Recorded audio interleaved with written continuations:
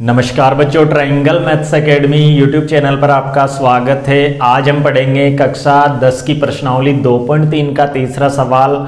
और हाँ बच्चों, मैंने वीडियो बनाए हुए काफ़ी लंबा समय हो गया है। अब आपको समय समय पर इस चैनल पर 8th, 9th, 10th के वीडियो मिलते रहेंगे। इसलिए आपने अगर चैनल सब्सक्राइब नहीं किया है तो प्लीज़ चैनल को सब्सक्राइब कर ले और बेल आइकन प्रेस कर ले, ताकि ऐसी ही इंफॉर्मेटिव वीडियो आपको समय समय पर मिलती रहे। तो देखिए, इसका तीसरा सवाल दिया हुआ है 3x की पावर 4 प्लस 6x की घात 3 माइनस 2x की घात 2 माइनस 10x माइनस 5 के अन्य सभी शून्यंक ज्ञात कीजिए यदि इसके दो शून्यंक √5/3 और माइनस √5/3 हैं। तो बच्चों, ये एक बहुपद दिया हुआ है हमें और दो शून्यंक पहले से दिए हुए हैं, बाकी के शून्यंक हमें ज्ञात करने हैं। तो बहुत ही आसान विधि है। सबसे पहले आपको ये पता होना चाहिए कि उस बहुपद की जो अधिकतम घात होती है उसमें उतने ही शून्यंक होते हैं। तो ये इस बहुपद की अधिकतम घात 4 है, तो इसमें 4 शून्यंक होने चाहिए, जबकि हमें 2 दिए हुए हैं और 2 पूछ रहा है। तो हम बहुत ही आसान तरीके से इसको सोल्व कर लेंगे। सबसे पहले हम दिए हुए बहुपद को px मान लेंगे। तो यहाँ लिखेंगे माना कि px बराबर 3x की घात 4 प्लस 6x की घात 3 माइनस 2x की घात 2 माइनस 10x माइनस 5 है। यानी इसको हमने क्या मान लिया, px मान लिया। और अब मैं आपको दो चीजें समझाना चाहूंगा। एक तो होता है गुणनखंड, किसी भी बहुपद में एक तो गुणनखंड होता है और एक शून्यंक होता है। शून्यंक कहलाता है उस बहुपद में उपस्थित चर के मान। तो यहाँ पे जो चर है वो x है और x का जो मान होता है उसे हम शून्यंक कहते हैं। ठीक है, तो एक x का मान तो दिया हुआ है √5/3 और दूसरा x का मान दिया हुआ है -5 √5/3। तो बच्चों, दो चीजें मैं समझा रहा हूं। एक क्या होता है, गुणनखंड होता है, इसको बोलते हैं गुणनखंड। गुणनखंड को 0 के बराबर रखकर हम शून्यंक ज्ञात कर सकते हैं। देखिए, 2 को उधर भेजेंगे तो +2 हो जाएगा। उसी तरह गुणनखंड से हम शून्यंक निकाल सकते हैं 0 के बराबर रखकर, और शून्यंक से हम गुणनखंड निकाल सकते हैं किसके बराबर रखकर, x के बराबर रखकर। यह आपको पता होना चाहिए। ठीक है, तो इधर √5/3 को इधर लाएंगे तो ये हो जाएगा -5/3, यानी x माइनस √5/3 बराबर आ जाएगा 0। इधर क्या रह जाएगा, 0।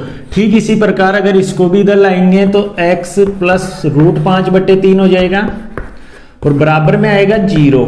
ठीक है, तो ये दोनों गुणनखंड कहलाएंगे और ये दोनों गुणनखंड होंगे जिसके भी ये शून्यंक हैं। तो इस बहुपद के ये दोनों क्या हो गए, गुणनखंड। तो हमें पहले इनसे गुणनखंड बना लेना है। तो यहां हम पूरी व्याख्या करेंगे, पूरा लिखेंगे कि चूंकि √5/3 व माइनस √5/3 px के शून्यंक है। px के क्या है, ये शून्यंक है। तो हमने लिख दिया कि ये जो शून्यंक दिए हुए हैं ये किसके शून्यंक है, px के, क्योंकि उस बहुपद को हमने क्या मान लिया, px मान लिया। अतः हम लिख सकते हैं कि ये दोनों इसके क्या हो जाएंगे, गुणनखंड। तो देखिए, x माइनस √5/3 व x प्लस √5/3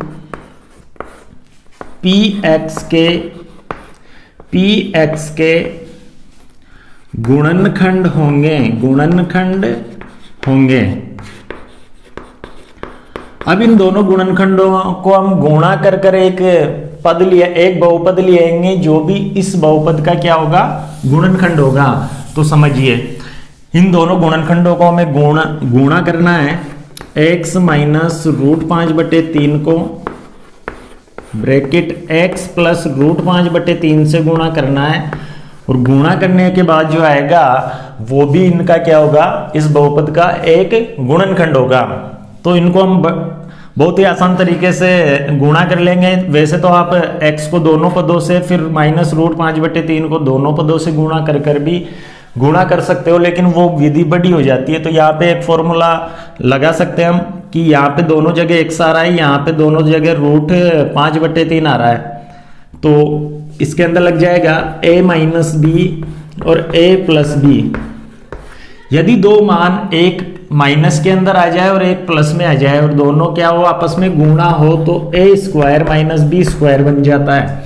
तो ये फॉर्मूला यहाँ पे लग रहा है, जहां a की वैल्यू तो है x और b की वैल्यू है √5/3। तो यहाँ पे इनका स्क्वायर कर देंगे, उधर a² - b², ये इनका गुणनफल हो जाएगा। तो a का स्क्वायर यानी x का स्क्वायर होगा, फिर माइनस लगाएंगे √5/3 का स्क्वायर, b का स्क्वायर हो जाएगा। अब इसको थोड़ा और हल कर लेंगे तो x² - √5/3 का अगर स्क्वायर करते हैं तो रूट वाली संख्या का कभी भी आप स्क्वायर करो तो केवल मात्र उनका क्या हट जाता है, रूट हट जाता है। ठीक है, ये मैंने रूट हटा दिया, तो ये हो जाएगा x² - 5/3। अब ये जो बहुपद आया, ये भी इस बहुपद का क्या होगा, गुणनखंड होगा। तो यहां लिख सकते हो आप चाहो तो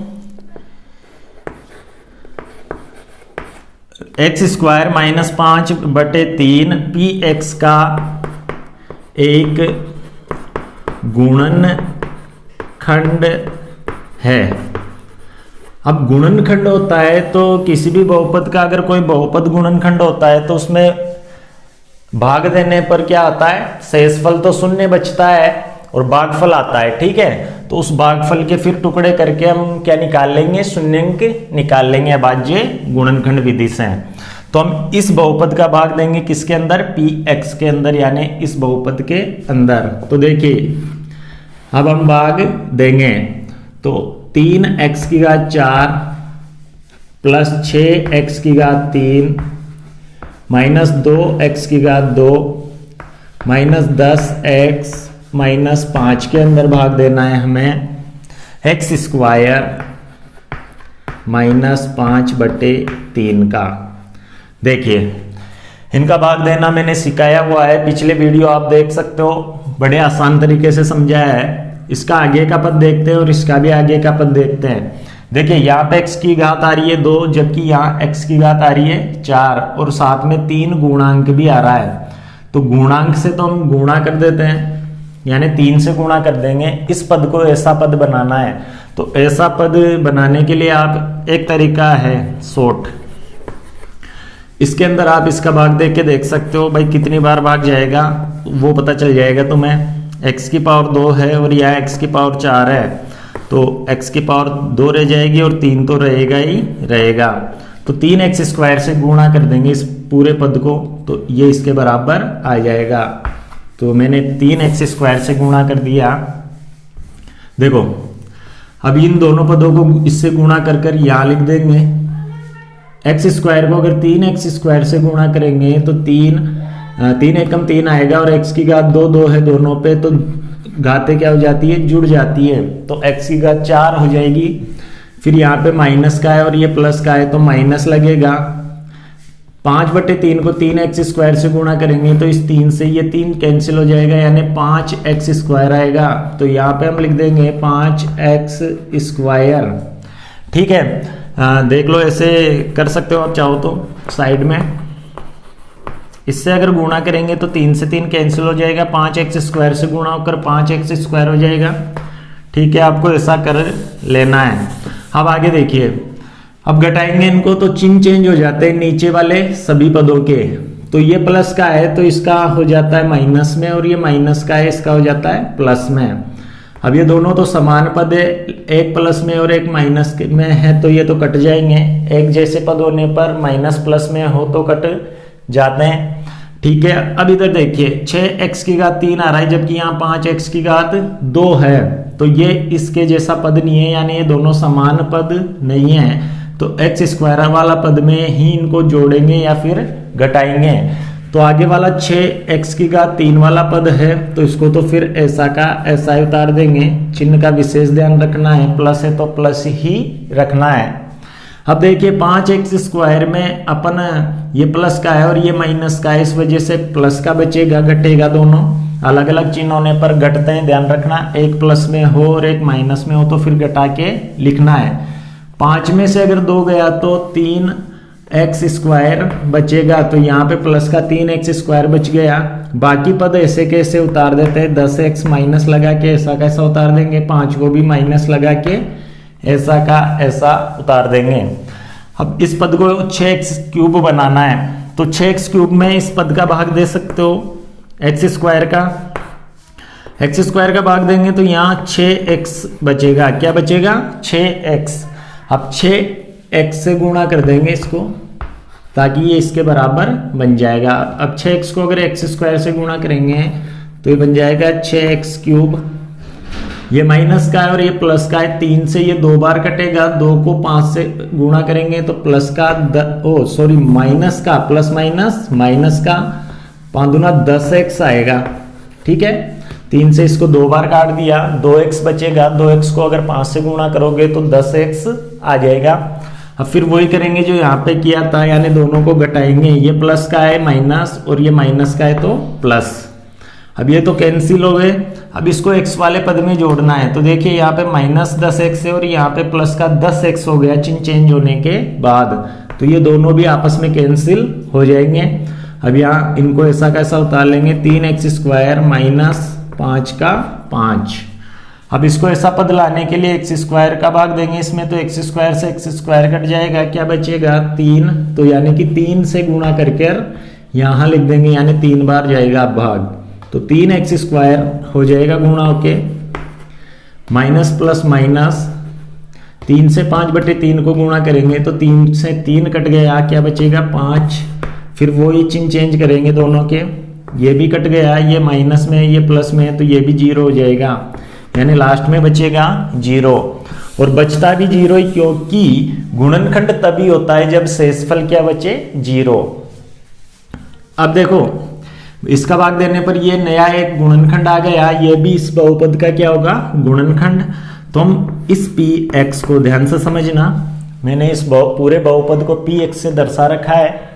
तो इस पूरे बहुपद को हम कैसे लिख सकते हैं, देखो px को हम लिख सकते हैं इन दोनों के गुणा के रूप में, क्योंकि इसमें भाग दे रहे हैं तो भागफल को और भाजक को क्या किया जा सकता है, गुणा किया जा सकता है, तो भाज्य आ जाता है, यानी ये बहुपद आ जाएगा। तो इन दोनों को हम गुणा के रूप में लिख देंगे, x² माइनस 5/3, फिर ब्रैकेट इधर ये लिखेंगे 3x² प्लस 6x प्लस 3। अब एक बात देखिए, यहाँ पे इन दोनों शून्यंकों को गुणा करे थे तब ये बहुपद आया था, तो इससे कोई मतलब नहीं है, अपन को इसको ऐसा कैसा रखते जाना है और बाकी इसके गुणनखंड करते जाएंगे। अब 2 घात वाला बहुपद है तो द्विघात वाले बहुपद को हम अभाज्य गुणनखंड विधि से गुणनखंड करते हैं, तो उस विधि से इसके गुणनखंड कर लेंगे। x² माइनस 5/3 को तो ऐसा कैसा रहने देंगे। अब यहाँ पे देखिए 3 3 9 आ रहा है, इन दोनों के ऐसे टुकड़े करने, 9 के गुणा करने के बाद जो आती है संख्या, ऐसे टुकड़े करने हैं गुणनखंड करके, किन को जोड़ने पर 6 है, तो दोनों को जोड़ने पर क्या आना चाहिए प्लस का 6, तो आ रहा है 3 और 3 को जोड़ेंगे तो 6 आ रहा है, यानी इस बीच वाले पद के ऐसे टुकड़े हो जाएंगे 3x और 3x। ठीक है, दोनों प्लस के, तो यहाँ लिख देंगे 3x² प्लस इसकी जगह अब ये लिखेंगे 3x और ये दूसरा 3x, तो 3x प्लस 3x प्लस ये लास्ट वाला 3। ठीक है, बीच वाले पद के हमने टुकड़े कर दिए। अब आगे देखिए x² माइनस 5/3 अपन ऐसा का ऐसा लिख दिए। अब इनमें क्या होता है, 4 पद होते हैं, 2 में कॉमन लेते हैं, इन दोनों में अलग कॉमन लेंगे, इन दोनों में अलग कॉमन लेंगे, तो मैं बाहर लगा देता हूं बड़ा ब्रैकेट, क्योंकि अंदर छोटा काम आएगा। तो 3x और इसमें भी 3x, दोनों में 3x आ रहा है, तो 3x का भाग लग जाएगा, यानी कॉमन आ जाएगा। इसमें अगर 3x का भाग लगाओगे तो x बचेगा, प्लस इसमें अगर लगाओगे तो 1 बचेगा, ये आ गए। ठीक है, अब इन दोनों में किसका भाग जा रहा है, 3 का भाग जा रहा है, तो 3 को बाहर निकाल देंगे, यहाँ बचेगा x प्लस यहाँ बचेगा 1 और ये ब्रैकेट बंद। अब देखिए आगे एक्स स्क्वायर माइनस 5/3 तो ऐसा कैसा आएगा। अब x प्लस 1 और x प्लस 1 दोनों तरफ आ रहा है तो इसको बाहर निकाल देंगे। यहाँ बचेगा 3x प्लस 3। तो ये दो और गुणनखंड आ गए हमारे पास। इन दोनों गुणनखंडों को 0 के बराबर रखकर हम इसके दो और शून्यंक ज्ञात कर सकते हैं। तो इन दोनों गुणनखंडों को हम 0 के बराबर रखेंगे तो देखिए यहाँ पे x प्लस 1 को भी 0 के बराबर रख देंगे, एक लाइन खींच देनी है। 3x प्लस 3 को भी 0 के बराबर रख देंगे। देखिए इसको सोल्व करेंगे तो x बराबर आएगा माइनस का 1, उधर जाते का एक हो जाएगा माइनस का। तो पहला शून्यंक आ गया हमारे पास। 3x पहले 3 को भेजेंगे तो ये -3 हो जाएगा। फिर x बराबर -3/3 आएगा, यानी यहाँ पे भी x का मान आ जाएगा 1। ठीक है, ओ सॉरी -1, क्योंकि -3 में अगर 3 का भाग देंगे तो उधर भी -1 आ रहा है, दोनों तरफ -1 आ जाएंगे। अब देखो दोनों तरफ शून्यंक सेम आ रहे हैं तो हम लास्ट में लिख देंगे अतः अन्य सभी शून्यंक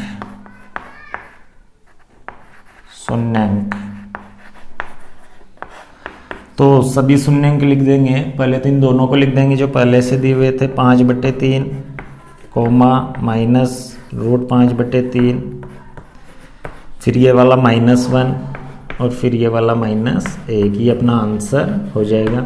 तो बहुत आसान विधि है, आपको अच्छे से समझ में आई होगी। अब इसका दूसरा सवाल देखिए। तो देखिए बच्चों चौथा सवाल, यदि x की घात 3 माइनस 3x की घात 2 प्लस x प्लस 2 को एक बहुपद gx से भाग देने पर भागफल और शेषफल क्रमशः x -2 और -2x प्लस 4 है तो gx ज्ञात कीजिए। यानी इस बहुपद में एक बहुपद का भाग दे रहे हैं gx का, और वो बहुपद हमें निकालना है भाई इसके अंदर किस बहुपद का भाग दिया गया था। तो हमने विभाजन एल्गोरिदम पढ़ रखा है, उसमें जिसमें भाग दिया जाता है उसको तो भाज्य बोलते हैं। तो देखिए यहाँ पे भाज्य तो होगा, भाज्य को दर्शाते हैं px से। किससे दर्शाते हैं? px से। तो यहाँ px दिया हुआ है x की घात 3 minus 3x square plus x plus 2। ठीक है, और जिसका भाग देते हैं उसको बोलते हैं भाजक, जिसको दर्शा रखा है या दर्शाते हैं gx से। ये हमें ज्ञात करना है। और जो भागफल होता है वो दिया हुआ है x -2, भागफल को हम बोलते हैं qx, भागफल को qx बोलते हैं जो दिया हुआ है x -2, और शेषफल को बोलते हैं rx जो दिया हुआ है हमें -2x प्लस 4। हमें gx निकालना है तो इसके अंदर विभाजन एल्गोरिदम लगाना पड़ेगा। तो देखिए यहाँ पे विभाजन एल्गोरिथम से देखिए px यानी भाज्य लाने के लिए हमें क्या करना पड़ता है, भाजक को भागफल से गुणा करना पड़ता है और फिर उसमें क्या ऐड कर दिया जाता है, शेषफल, उससे हम भाज्य निकाल सकते हैं। तो px लाने के लिए हमें gx को qx से गुणा किया जाता है, gx गुणा qx, गुणा की जगह आप डॉट लगा सकते हो नीचे हल्का सा, और प्लस क्या जोड़ते हैं उसमें rx यानी शेषफल। तो ये होता है विभाजन एल्गोरिदम। अब यहाँ पे हमें ये px दिया हुआ है तो px की जगह ये लिख देंगे यहाँ पे x की घात 3 minus 3x square plus x plus 2, फिर बराबर का बराबर लगाएंगे। ठीक है, gx को gx ही रहने देंगे, और यहाँ क्यों x की जगह दिया हुआ है इसको ब्रैकेट में रख लेना है। क्यों x की जगह देखो gx का gx आ गया, qx की जगह रखेंगे x -2 प्लस, अब ये rx है ना, इसको भी ब्रैकेट में रखना है, सभी पदों को ब्रैकेट के अंदर रखना है इनको, ये आ गया। ठीक है, ये rx रख दिया। अब इसको अगर हम इक्वेशन की तरह सोल्व करें तो ये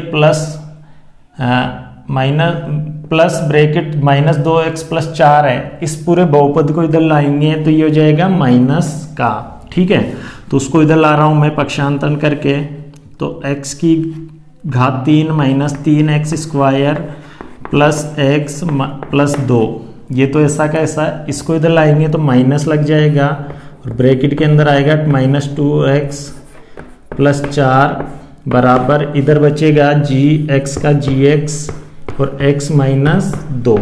ठीक है, ये दोनों गुणा में है। अब इसको सोल्व कर लेंगे, x की घात 3 -3x² प्लस x प्लस 2, इसको सोल्व करने का मतलब है चिन्हों को गुणा कर देंगे, अंदर माइनस माइनस हो जाएगा +2x और माइनस प्लस हो जाएगा -4 बराबर इधर ऐसा का ऐसा चलेगा। अब आगे देखिए, जो पद कट पिट सकते हैं यानी जुड़ सकते हैं, समान पद को हम आपस में जोड़ या घटा सकते हैं, तो समान पद देख लेंगे। यहाँ x वाला पद है और यहाँ पे भी x वाला पद है, तो दोनों को जोड़ देंगे या घटा देंगे। तो समान चिन्ह होने पर तो जुड़ते हैं और अलग अलग चिन्ह होने पर क्या होता है, घटता है। तो दोनों प्लस के जुड़ेंगे, तो x³ -3x² प्लस, अब यहाँ पे दोनों जुड़ के 1 और 2 कितना हो जाएगा 3x, और संख्या में संख्या वाला पद जुड़ेगा या घटेगा, क्योंकि विपरीत चिन्ह होने पर घटता है, ध्यान रखना। एक प्लस का है और एक माइनस का है तो घटेगा, और जो बड़ा होता है उसका चिन्ह आता है, तो माइनस वाला बड़ा है, 4 में से 2 गया तो 2 बचेगा बराबर gx और x -2, ये ऐसा का ऐसा। अब जो गुणा में पद होता है उसको हम इधर लेके आते हैं तो वो हो जाता है भाग में, तो यानी gx को मैं इस साइड लिख देता हूँ, gx बराबर आ जाएगा अपने पास, इसके अंदर भाग लग जाएगा x की घात 3 -3x² प्लस 3x -2 के अंदर भाग लगेगा x -2 का। ठीक है, ये गुणा में तो डिवाइड में चला गया। अब इसका भाग देकर हम gx निकाल सकते हैं, तो भाग आप सवाल के यहाँ बीच में भी दे सकते हो इस स्टेप के बाद में, या फिर रफ कार्य में देख के और सीधा आंसर भी लिख सकते हो gx लगाकर। तो यहाँ मैं भाग दे देता हूँ, देखिए x की घात 3 -3x² प्लस 3x -2 में भाग देना है अपन को x -2 का, इसका। तो यहाँ पावर 3 है, यहाँ 1 है, तो x की घात 2 से गुणा कर देंगे तो इसके जैसा पद बन जाएगा x की घात 3। ठीक है, प्लस माइनस माइनस 2 को x² से गुणा करेंगे तो 2x² आ जाएगा। अब घटाएंगे तो चिन्ह चेंज होंगे, ये कट गया, ये माइनस का है ये प्लस का है तो घटेगा, 3 में से 2 गया तो 1 बचेगा माइनस वाला, क्योंकि माइनस वाला बड़ा है।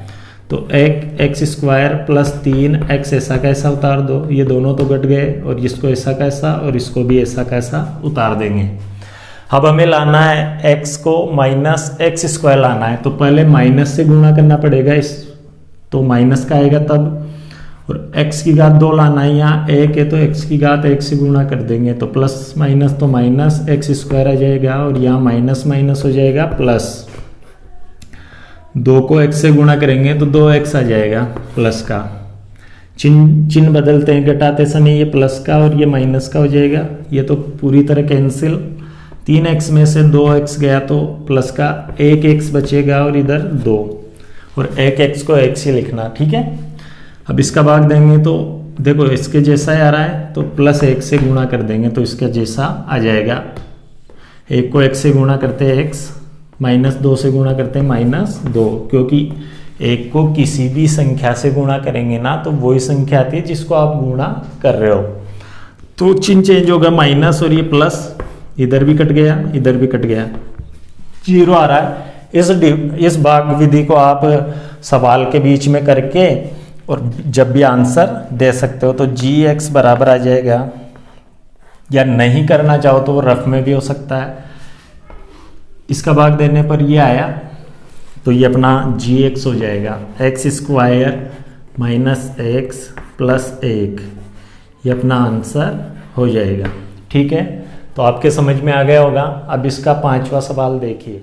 तो देखिए बच्चों, पांचवा सवाल, बहुपद px, gx, qx और rx के ऐसे उदाहरण दीजिए जो विभाजन एल्गोरिदम को संतुष्ट करते हो तथा घात px बराबर होनी चाहिए घात qx के, घात qx बराबर होनी चाहिए घात rx के और घात rx बराबर होनी चाहिए 0 के। तो सबसे पहले आपको विभाजन एल्गोरिदम समझना पड़ेगा। विभाजन एल्गोरिदम में क्या होता है, px को तो बोलते हैं भाज्य, gx को बोलते हैं भाजक, qx को बोलते हैं भागफल और rx को बोलते हैं शेषफल। तो भाज्य लाने के लिए हम क्या करते हैं, भाजक को भागफल से गुणा करते हैं और फिर उसमें क्या जोड़ देते हैं, शेषफल। ऐसे हम भाज्य लाने के लिए करते हैं। और यहाँ पे जो rx यानी शेषफल की घात, शेषफल का मान है वो 0 भी हो सकता है और शेषफल की घात हमेशा छोटी होगी किसकी, भाजक की घात से। ये आपको पता होना चाहिए। तो ऐसे भाग के रूप में लिखें तो इनको px बीच में आएगा, gx इधर आएगा जिसका हम भाग देते हैं, qx इधर आएगा जो हमें प्राप्त होता है भाग देने के बाद, और rx नीचे आएगा जो शेष बचता है। ठीक है। अब हमें क्या करना है कि भाजक की घात बराबर भाज्य की घात बराबर आनी चाहिए भागफल की घात के। तो भाजक की घात और भागफल की घात बराबर कब आ सकती है, जब हम उसमें अचर पद का भाग देंगे। अचर पद यानी किसी भी संख्या का। ठीक है। तो ऐसा एक बहुपद लिख देता हूं मैं उदाहरण के तौर पे।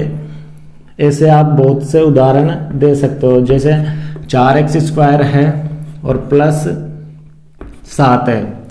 अगर हम इसमें किसी संख्या का यानी जैसे 4 आ रहा है तो 4 का ही भाग दे लीजिए। 4 का अगर हम इसमें भाग देंगे अचर पद का तो इसमें जाएगा x² बार यानी 4x², घटा देंगे ये 0 बच गया, प्लस 7 उतारेंगे तो ये 7 में कितनी बार जाएगा, 1 बार जाएगा। तो 4 एकम 4, यहाँ बचेगा 3। ठीक है।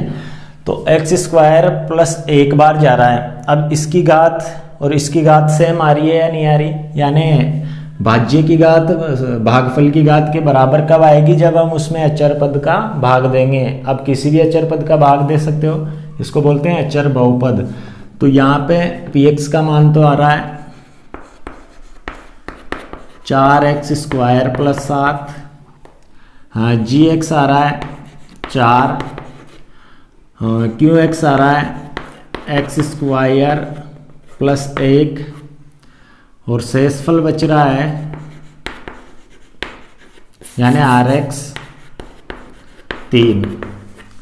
तो ऐसे आप बहुत से उदाहरण दे सकते हो। अब इसका दूसरा सवाल समझिए। दूसरे सवाल में बोल रहा है कि घात क्यों x बराबर होनी चाहिए rx, यानी भागफल की घात शेषफल की घात के बराबर होनी चाहिए।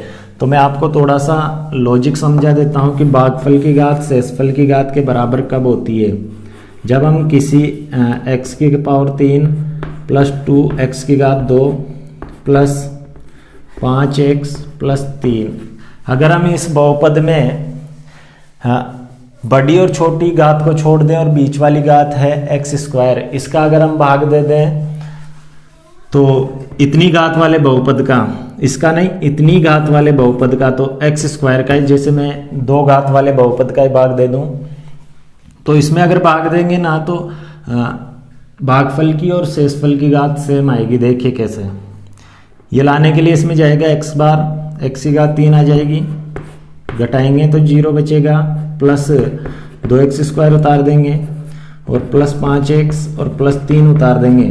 ठीक है। x² में जाएगा प्लस के 2 बार, तो यहाँ जाएगा 2x²।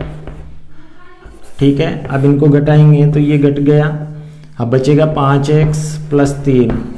अब इससे छोटी घात आते भाग जाता ही नहीं है, देख लीजिए। शेषफल की घात अगर छोटी आ जाए किससे, भाज्यक की घात से, तो फिर आगे भाग नहीं जाता। तो देखिए इसकी घात भी 1 आ रही है भागफल की, और शेषफल की घात भी कितनी आ रही है, 1। तो आपको ऐसे निकाल लेना है, बीच वाले पद के जितनी घात है उसका भाग दे देना है। तो ऐसे बहुत से उदाहरण आप लिख सकते हो। px मैंने माना है x की घात 3 plus 2x² plus 5x plus 3, gx मैंने माना है x² को, और qx आया था x प्लस 2 और शेषफल आया था rx 5x प्लस 3। तो क्यों x की और आर एक्स की घात की वैल्यू सेम है, घात यानी घात सेम है। अब देखिए घात आर एक्स जीरो हो, घात आर एक्स क्या हो, जीरो, यानी शेषफल की घात जीरो हो। शेषफल की घात जीरो का मतलब होता है अचर पद आना चाहिए यहाँ शेषफल में। तो अचर पद जब आ सकता है जब हम छोटी घात वाले बहुपद का भाग देंगे सबसे छोटी घात का। तो जैसे मैं इसी बहुपद में x का भाग दे दूँ, सबसे छोटी घात x है, x की घात 1 है, तो उसका अगर हम भाग दे देंगे तो फिर नीचे क्या बचेगी, अचर पद बचेगा यानी संख्या बचेगी। तो उसकी घात हम कितनी मानते हैं, जीरो मानते हैं। अचर पद की घात कितनी होती है, जीरो, जिसको हम शून्य बहुपद अचर बहुपद कहते हैं। यहाँ पे देखिए एक्स स्क्वायर, एक्स की घात 3, ये जीरो, फिर ये उतार देंगे बाकी का 2x स्क्वायर में देंगे तो इसमें जाएगा 2x बार, तो यहाँ जाएगा 2x स्क्वायर, फिर ये भी कट गया। अब उतारेंगे 5x प्लस 3, 5x में देंगे तो प्लस 5 बार जाएगा, तो 5x, इधर कुछ भी नहीं है, ये कट गया, अब बचा 3 ये, तो इसको ऐसा कैसा, अब 3 आ रहा है तो इसकी घात कितनी होती है, यहाँ पे x की घात 0 मानी जाती है, जिसकी वैल्यू 1 होती है और उसको लिखते नहीं है क्योंकि 3 1 कम 3 हो जाता है। तो px मैंने माना है x की घात 3 plus 2x square plus 5x plus 3, और gx मैंने माना है x को, और क्यों x आया था हमारे पास x square plus 2x plus 5, और rx आया था 3। तो ये सवाल बिल्कुल सिंपल है, बस समझना अच्छे से आना चाहिए, ठीक है। तो बच्चों मेरे द्वारा दी गई जानकारी अगर आपको अच्छी लगी तो प्लीज़ मेरे चैनल को सब्सक्राइब करें और अधिक से अधिक सपोर्ट करें। जय हिंद, जय भारत।